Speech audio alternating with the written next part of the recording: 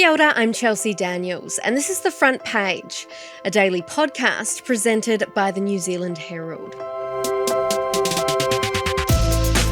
Auckland's CBD should be at its brightest right now, but this Christmas season has exposed just how far the city has slipped. The former Smith and Caughey's building, once the centre of Auckland's festive traditions with its iconic window displays and enchanted forest, now sits dark. Across the CBD, retail spending is down, site vacancy rates are up, and the district has been plagued by stalled developments and empty lots. But could a new life for Auckland be on the horizon? The long-awaited City Rail link is expected to open next year, and Seascape, the country's tallest residential tower, is resuming construction after a series of delays. Today on The Front Page, NZ Herald property editor Anne Gibson joins us to unpack what's really happening in the heart of Auckland and whether we might see a Christmas miracle for the city of sales. First off, Anne, anyone visiting Auckland CBD can attest that there seems to be a lot of retail vacancies. You walk down Queen Street, for example, and there's, every second shop's got a for lease sign in the window. But that's just anecdotal. That's just me walking down Queen Street. What does the data actually say? In May, Bailey's did a study of the CBD retail area of Auckland, and what they found was that 13% of it is vacant. Now, that was actually down on what it had been. It had been last year 16%. But still, in other parts of New Zealand, it's not as high as that. And the suburban areas of Auckland are not as high. Like, for example, the vacancy rate on the North Shore in retail is only 5%, West Auckland 2.8%, the Auckland metropolitan area, wider area, 4.3%, and South Auckland only 3.1%. So the CBD's been hit really hard by all the factors we know about, including COVID and CRL and many other combinations of hell for them. Yeah, but in terms of, have you been into the CBD lately? I mean, we work kind of close to it, but really, have you gone to Queen Street to pick up something? I have to go there. Yeah, about 2 months ago, maybe. I wouldn't linger, put it that way. It doesn't draw me. It doesn't attract me. I'm interested in it because I write about the buildings. The buildings are really important. But as a retail experience, it doesn't do it for me. We spoke earlier this year and went through some of the major sites that are sitting empty in Auckland. Give me a bit of a refresh. What were they, and has anything changed within the last few months? Yes, in my August Property Insider column, I wrote about the vacant lots, the buildings that are derelict or look abandoned, or where plans were hatched but never actually fulfilled. Places like the Food Alley on Albert Street, which is an entire block where the old Yates building stood, and that is owned by Singaporeans. Now, it's all fenced off and it's just literally a vacant lot. And there are plans for that, but they haven't come to any fruition. So that hasn't changed. Those two big sites that have been vacant for nearly 40 years now, so that's the Royal International Hotel on Elliott Street and the ex-Auckland Star site in between Fort Street and Shortland Street. So I had contact James Callow from New Zealand Mortgages and Securities, who said to me, devastating line, we're getting closer to Suva than Sydney. Now, I thought that was actually not a bad summation, unfortunately. I identified about 12 big, moribund, vacant, empty, undeveloped, or, plans not happening sites. And so I haven't seen any big changes. There's been nothing that's occurred since I wrote that in August to those sites. And that's a really good line as well, more like Suva than Sydney, because Auckland does kind of fancy itself as the Sydney of New Zealand, doesn't it? That's where you go for the big jobs. That's where you go for the big money, But when I say that James Callow meant more like Suva than Sydney, and meaning that in a bad way, he was really talking about the way, the direction, or the way that the CBD is looking at the moment. Yeah, and just because it's not Suva is not ever going to be a thriving metropolis like your New Yorks and your Londons and your Sydneys, obviously, but it's still a beautiful place. But it's just not what business people are aspiring to, I suppose. It was quite a derogatory comment. Yeah. Just as a consumer, Black Friday felt a bit different this year. So on one hand, I was bombarded with the ads and the offers and up to 60% off, et cetera, et cetera. But that's another podcast entirely, isn't it, about how good Black Friday actually is nowadays. But I also saw, a lot of people complaining about there not being good enough deals. They're saying that they're not partaking this year at all because of the cost of living crisis coming up to Christmas as well. It's not really like it used to be. Has there been a reduction in retail spending overall this year? Yes, well, you're right. Black Friday didn't turn out to be the great hope for retailers that it was anticipated to be. And in fact, the non-food goods spending was down this year 6.2%. So we're not seeing that big rebound. And this is this slightly moribund state of the economy at the moment, where the construction sector is really still in the downturn. We've got very high unemployment, and I have a number of friends who are looking for jobs, keeping an eye on what's going on. I've tried to help some.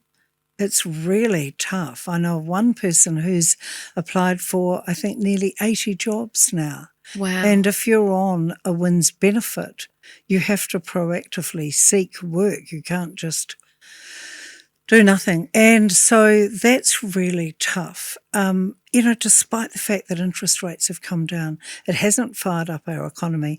My colleague Liam Dan writes about green shoots, but as he wrote the other day, you can't eat green shoots, So cost of living, high unemployment, low economic growth and low confidence, these are really serious issues for the New Zealand economy. And I think we're all hoping that 2026 will be a better year. Yeah, because we had the thrive in 2025 or survive until 2025. I wonder what rhymes with 2026. What can we exactly.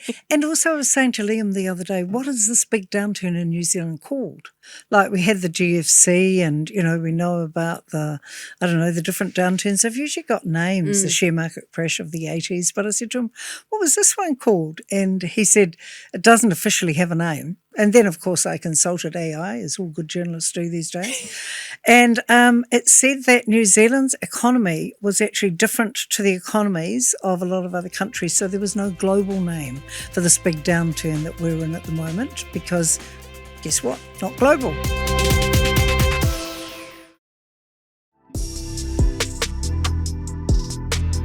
So you've come down today for the sale. How often did you come to Smith and Caughey? Definitely for Christmas, but alternative other times as well, just whenever we were in the location. But it's just so sad that it's going. It's just an icon, isn't it? Being English and used to big old shops like this, New Zealand only has this one. Yeah. So it's really sad that it's going. Going back to Queen Street, I'm going to take us back there. It's really going to miss Smith and Caughey's this Christmas, isn't it? Yes, it's very sad. And even that centre that was on the side of the old Whitcoulls building. I miss him. Yeah, on the corner of Queen and Victoria Street. Well, he was retired. His last year was evidently 2019. Now, the amazing family, the Mansons, who are so influential in terms of development in Auckland, they funded Centre, I think in about 2014 for 3 years. But now he's somewhere down south, I think, because Heart of the City said that he was costing something like $200,000 a year to put up. But back to Smith and Caughey's. Right, so the board decided...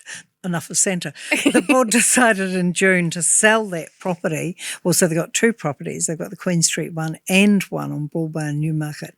So they took the decision, I talked to Peter Alexander about this, to actually sell it, and they placed the property with a number of agencies. Now, we're yet to hear of anything. As I understand it, the Newmarket property has sold, but there's a demolition specialist firm called Rip It Out New Zealand And in mid-July, they were on social media pictured removing fixtures and fittings in the lovely old ground floor where they sold so many cosmetics and the wonderful men's clothing area and, all those great memories that I think we have of Smith and Caughey's, which, as you say, such a big institution in Auckland, right? Yeah, so we don't know what the plans are for the Queen Street Smith and Caughey site because it is an iconic building there. Various people talk about things like maybe a language school or offices, or actually a few people have mentioned the idea of converting it into apartments because I think it is a heritage building. Not far away, John Love of Love and Company turned the original civic administration building into apartments. That's an 18-level structure. It's a very expensive job, but very beautiful result. And John Love did something really interesting. He actually sought to patronise New Zealand businesses. So the windows come from Thermosash and the appliances, I think, are Fisher and Paykel. And he went out to be a patriot and do something quite different in terms of that building. That's the largest office to residential conversion in New Zealand. Do we just need to move on from this idea of needing to shop in the city or go into the CBD or, just that mentality and just accept that city life has changed? It's not the hub that it used to be, and just deal with it? Well, I found it really interesting, the IKEA opening and the big focus on that, a regional hub, Sylvia Park, and also the huge popularity of Costco. Now, I think Nicola Willis announced when the Costco was announced for Drury that there are 250,000 members of Costco in New Zealand. Now, those people are all paying a $60 annual subscription. So I think you're right to some extent. The CBD is not what it was, although we have to remember big precincts of it, like Commercial Bay and Scott Pritchard and Precinct Properties, who have just done the most outstanding job of converting that area of the waterfront, but also like Peter Cooper and Cooper and Company and Matthew Cockram, the CEO, with Britomart, which again is outstanding. So we have that real mixture. We're talking about Smith and Caughey's, but if you go down near the waterfront and look at those two precincts, they're very different. You could be in a totally different city, right? When you're, walking past the beautiful Tiffany's store and Britomart and at Tikumititanga Square and, just outside Commercial Bay. They're very beautiful. And also the CPO has been refurbished and that's owned by Cooper & Co. and facing Tikumititanga Square. And that's a very different experience, right? And it's somehow very indigenous with the way that they've integrated, the use of native plants and landscaping, the hard landscaping, the colours, the design, the thoughtfulness. And guess what? There's a giant Christmas tree down there at the moment, as I understand it. I've not seen it myself. Oh, that was going to be my next question. Being down there, no, but maybe we should go down there. So, in terms of that makes that what you say to me there, and what I think of Britomart and Commercial Bay, and the thoughtfulness behind that. That's what makes New Zealand special, right? Is that thoughtfulness and that patriotism to our roots and the design and architecture of it all. Do we need that for Queen Street? Well, it's just extraordinary when you think, Precinct Property is $1 billion on Commercial Bay. And by the way, they haven't finished. They've got two very big towers up to, I think, 56 levels or more. That will be the tallest in New Zealand if they're built, when they're built. And also Britomart, Peter Cooper's vision of taking 18 rundown, derelict, old industrial warehouses populated by pigeons and rats and in a terrible state and turning that into the wonderful Britomart precinct. What a vision that man has. Yes, so how can you spread that? See, I think what makes those two precincts really special is the waterfront location of them as well.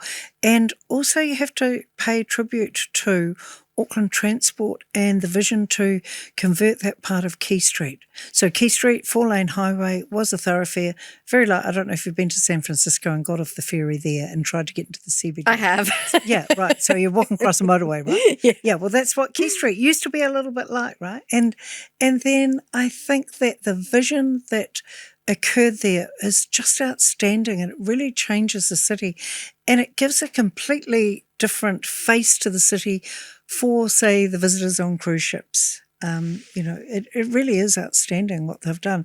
Wouldn't it be great if that could be moved further up the street, as you say? But then you're getting away from the water, right? I know, it's that hard sell that Queen Street is.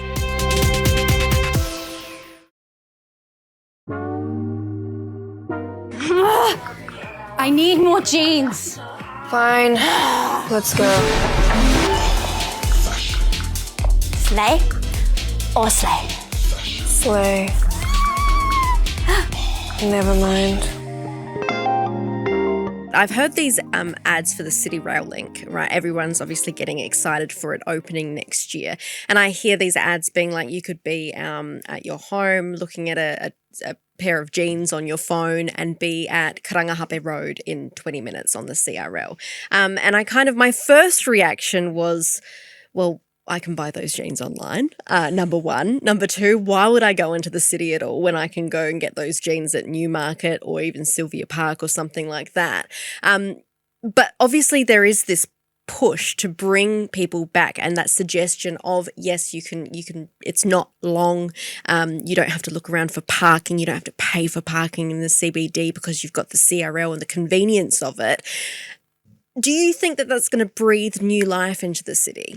Well, I think we've got three things that are pretty amazing. We've got the CRL, we've got the New Zealand International Convention Centre, and there is also the very big apartment tower, Seascape. Now, take one of those alone, for example. With the CRL, the projection is 19,000 passengers in the peak hour per hour.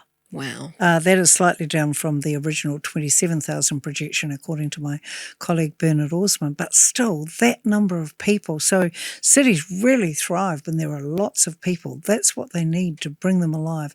So I think your point's a really good one. Seascape, yet to be finished. We don't know whether Icon Apparent doesn't seem to have signed the contract with Shundi Customs to come in there, but there are evidently people working on the site at the moment.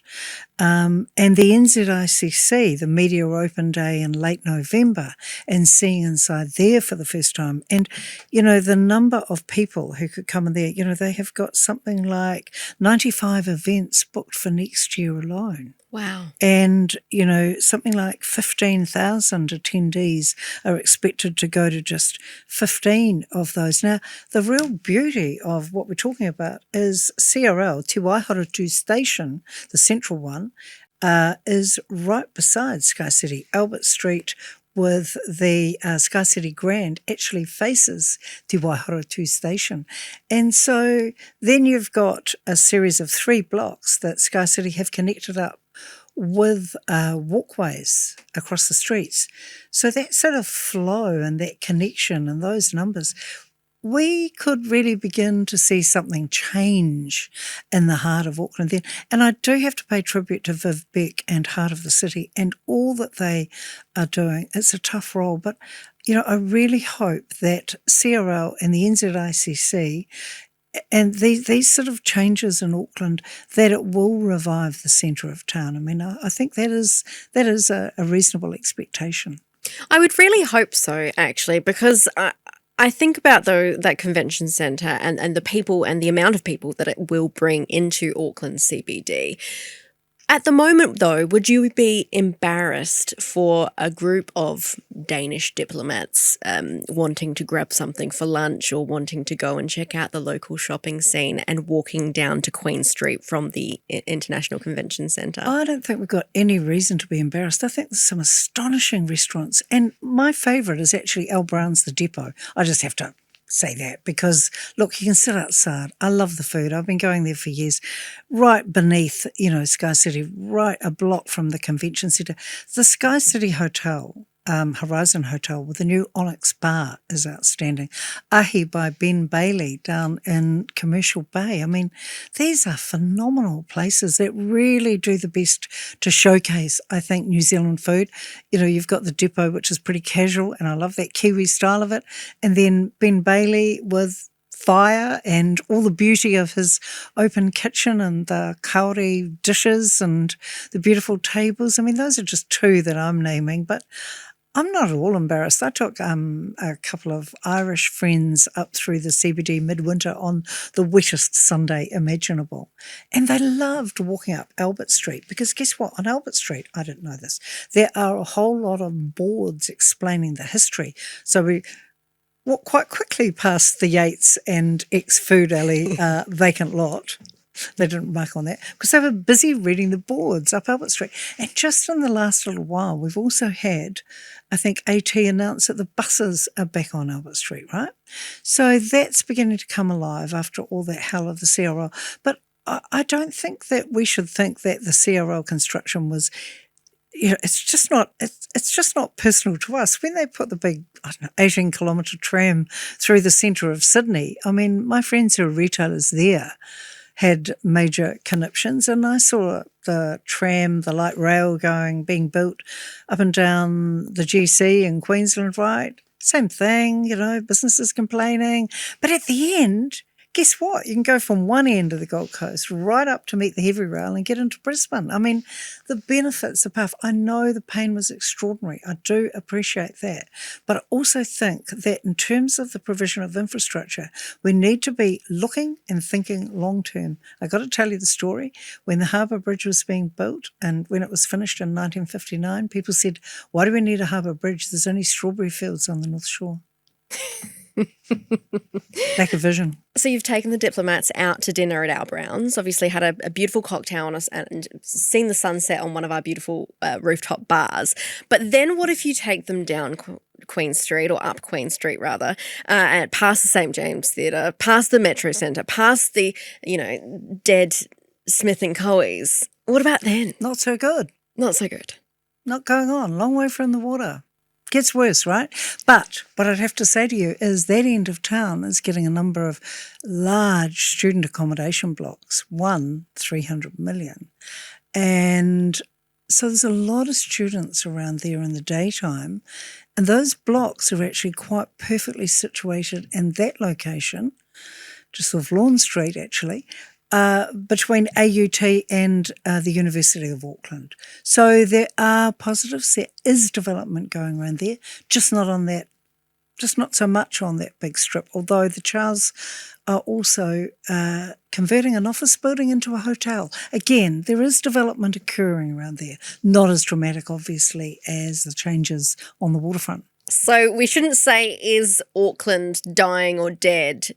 We should say it isn't dead yet. Auckland has been rebuilt and is being rebuilt, which is terribly exciting. The worst thing that can happen is just for people to leave and for me to be right about all the dead sites. I don't want to be right. I want to see the changes. I want to see the excitement and the joy of it all and the coming alive and the people, just as you say, the Danes arriving here and searching for the beautiful restaurants.